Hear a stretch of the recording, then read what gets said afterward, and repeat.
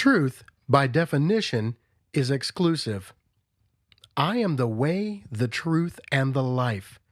No one comes to the Father except through me, Jesus Christ. John 14:6. What you are about to hear is the absolute truth. Please listen carefully. A good education is critical to everyone. True education involves a presentation and analysis of all the facts. If we teach theories and philosophical worldviews rife with improbabilities instead of facts and principles that are known to be true, we end up programming our society with misinformation. We all have a personal responsibility to transfer accurate information and solid moral values from generation to generation. Knowledge, truth, and adherence to strong moral values is imperative for the well-being of society. When it comes to the subject of origins in the history of life, many people believe scientific facts support the theory of evolution. Much of what is taught by science teachers is either false, misleading, or simply wrong. Actually, modern science evidence points to an intelligent, divine creator. Typically, evolutionary theory is presented as a fact that cannot be challenged.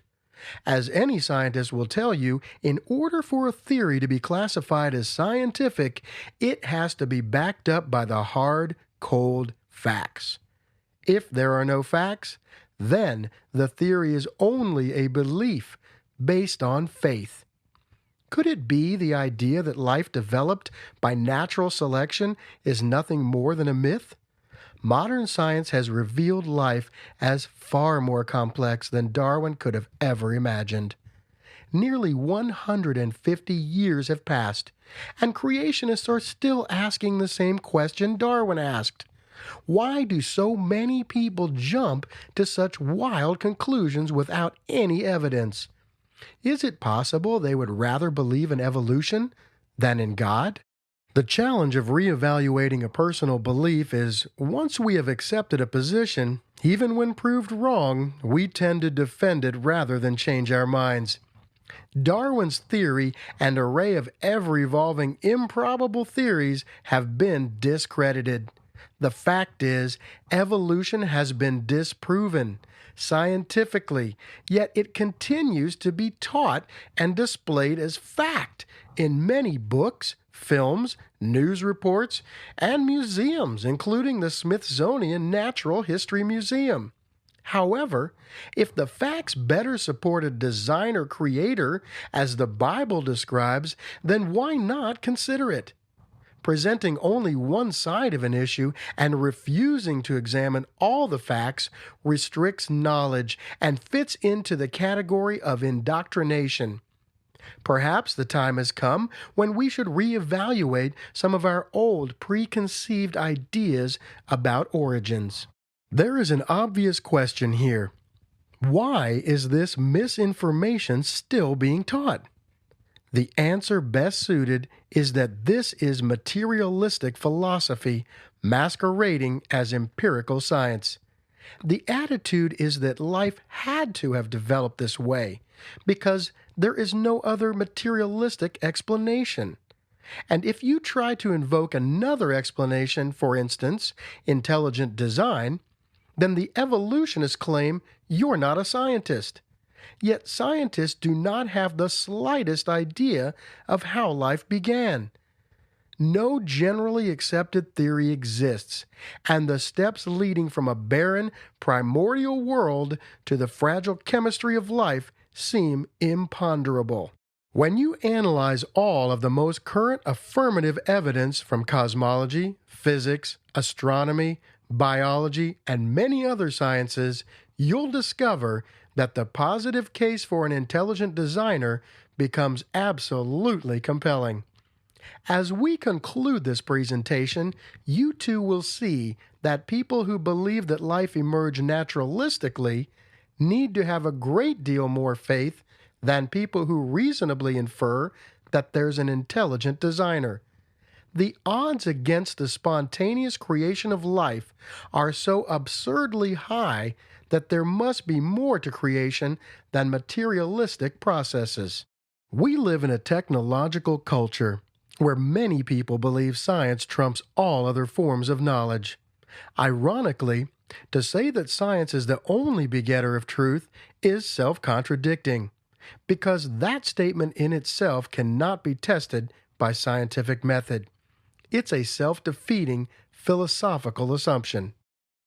Across a wide range of the sciences, evidence has come to light in the last 50 years which, taken together, provides a robust case for theism.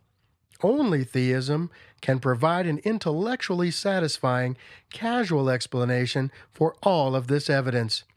If it's true that there's a beginning to the universe, as modern cosmologists now agree, then this implies a cause that transcends the universe. If the laws are fine-tuned to permit life, as contemporary physicists are discovering, then perhaps there's a designer who fine-tuned them. If there's information in the cell, as molecular biology shows, then this suggests intelligent design. To get life going in the first place would have required biological information.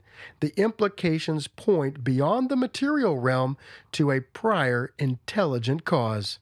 In 2001, spokespersons for the Public Broadcasting System's 7-part television series, Evolution, asserted that all known scientific evidence supports Darwinian evolution, as does virtually every reputable scientist in the world. This one-sided depiction of evolution spurred a backlash from many scientists. 100 of the top biologists, chemists, zoologists, physicists, anthropologists, molecular and cell biologists, bioengineers, organic chemists, geologists, astrophysicists, and scientists from Yale, Massachusetts Institute of Technology, Tulane, Rice, Emory, George Mason, Lehigh, Universities of California, etc., published a 2-page advertisement in a national magazine under the banner, "A Scientific Dissent from Darwinism." Their statement was direct and defiant. "We are skeptical of claims for the ability of random mutation and natural selection to account for the complexity of life," they said. Careful examination of the evidence for Darwinian theory should be encouraged.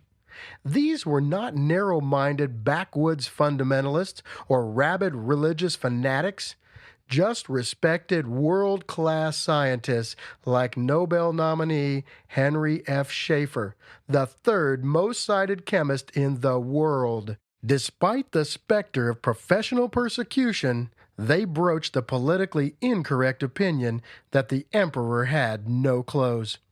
A detailed 151-page critique claimed that the popular PBS series failed to present accurately and fairly the scientific problems with the evidence for Darwinian evolution, and even systematically ignored disagreements among evolutionary biologists themselves. In fact, scientists who utterly reject evolution may be one of the fastest growing controversial minorities. Many of the scientists supporting this position hold